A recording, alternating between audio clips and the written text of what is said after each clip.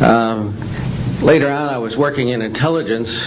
In Vietnam, I briefed General Brown about UFOs. When I was in 21st Air Force, in McGuire Air Force Base, I briefed General Glau about a UFO over Tehran, Iran, in 1976. The two F-4s from the Iranian Air Force had taken off and tried to intercept the UFO. And when they turned on their fire control systems, they immediately went out. All the electrical systems went out. The planes had to return to base. This was particularly significant because it was also picked up on satellites. In 1978, on January 18th, I was going into the base.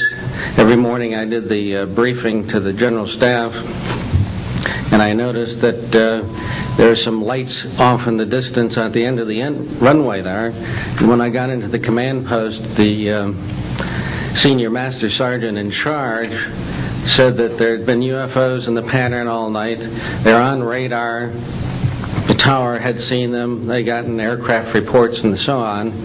And that one had landed or crashed at Fort Dix.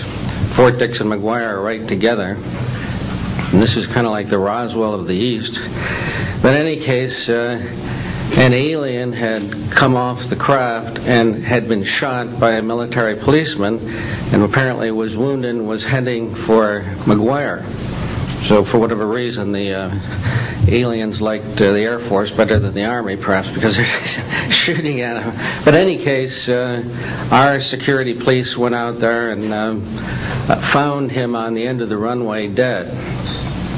And they asked me to brief the general staff, General Tom Sadler, and at the 8 o'clock stand-up briefing. And I said, I don't think I want to do this. You know, the general doesn't have a good sense of humor, and I'm not sure I believe this. So I did some checking, called the 438th Command Post, and everybody had pretty much the same story. And at 8 o'clock that morning, just before I went on, was going to brief this, and I was very worried about it. They said, don't brief it, that it's too hot, so to speak.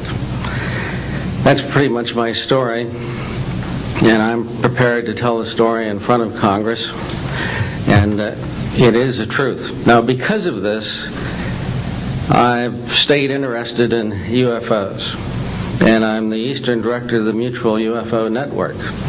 And between the National Reporting Center and Peter Davenport and the MUFON, we get 100 reports a week on average of people from all over the United States that see these things regularly. And if you start checking, they're out there and they're low, and people are seeing them all the time.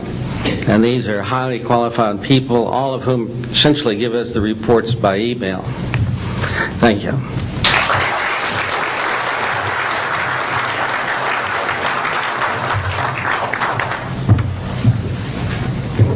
Morning, ladies and gentlemen. My name's Clifford Stone. I was a Sergeant First Class, United States Army. I had a secret clearance with nuclear surety. I could get the clearance that I needed to do whatever it was that was necessary for me to do at the time on special operations when I was called in on those. What I'm referring to here is that I was involved in situations where we actually did recoveries of crashed saucers, for lack of a better term, and debris thereof. There were bodies that were involved with some of these crashes, also some were alive. While we were doing all this, we were telling the American public there was nothing to it. We were telling the world there was nothing to it. I'd like to go into detail on some of the cases, about the nuts and bolts cases right here, but I will be available if you have any questions concerning my involvement in this. You can talk to Dr. Greer to arrange for me to get to talk to you. But the whole situation is, we've set back, we've told the American people that there's no such thing as UFOs. I've been involved where we have recovered these objects. We know them to be of extraterrestrials. In 1969, I had an event that happened to me while I was stationed at Fort Lee, Virginia. We went to Indiantown Gap, Pennsylvania. That would be my first exposure to any time that we would be recovering an unidentified flying object. When we went there, we already had people that was already in the facility. We were a backup team, which was supposed to be NBC because there was supposed to be some nuclear materials that was on board this craft. Later on, most people involved were to be told that there was nothing on board it. It was nothing more than just a crash of one of our aircraft. I know better because I was one of the people that approached it with a Geiger counter to get surface readings. I was the first person to go ahead and see that there were bodies on it.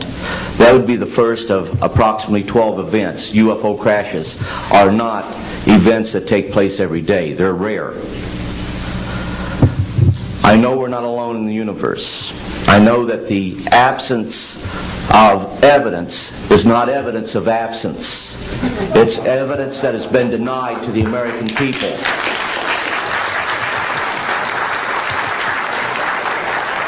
I stand before you today in my almighty God and I tell you this. If Congress calls me in and says, will you testify in detail what you know? I stand here today prepared and ready to do just that. Governments must never lie to the people for no reason. Thank you.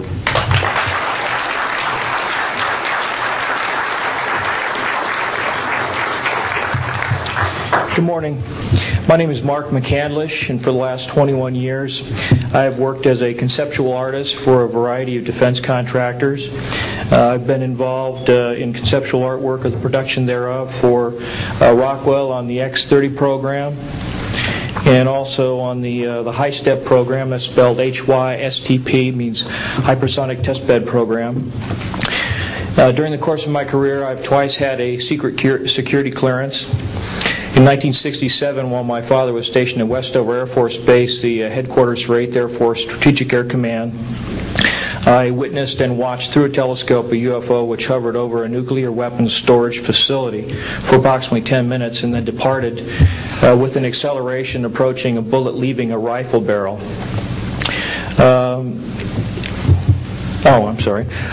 In 1988, in November, a college buddy of mine, an associate by the name of Brad Sorensen, informed me that he had personally witnessed 3 flying saucers at a very large hangar at Norton Air Force Base during the course of an air show that was held on Saturday, November 12, 1988. I subsequently called my congressman from that district. I called his office. This was Congressman George E. Brown Jr., who at the time was the chairman of the Congressional Committee on Space Science and Advanced Technology. I naturally assumed that since this presentation that Brad talked about was for top military brass and certain congressional individuals, that his office must have coordinated this with the local Air Force Office of Public Affairs. A male staff member in Congressman Brown's office not only confirmed the exhibit, but the fact that there were 3 discs at that exhibit. These discs were hovering off the floor without any visible means of support. They were referred to as alien reproduction vehicles, also nicknamed the flux liner because they used high voltage electricity. Let's see. To keep things short, this is a diagram that I made based on a sketch that Brad Sorensen did for me in rough form shortly after he had his sighting, and subsequently cleaned that drawing up and made it much more accurate. And that's the drawing that Dr. Greer is holding there now. Later on, I obtained photographs that were taken in 1967 by a military pilot, Harvey Williams, flying a C-47 for the Air Force at 12,000 feet, approximately 25 miles southwest of Provo, Utah. This particular vehicle matches the so-called ARV in all proportions and respects in terms of the detail of the shape of the craft. And this was photographed, as I say, in June or July of June of 1967.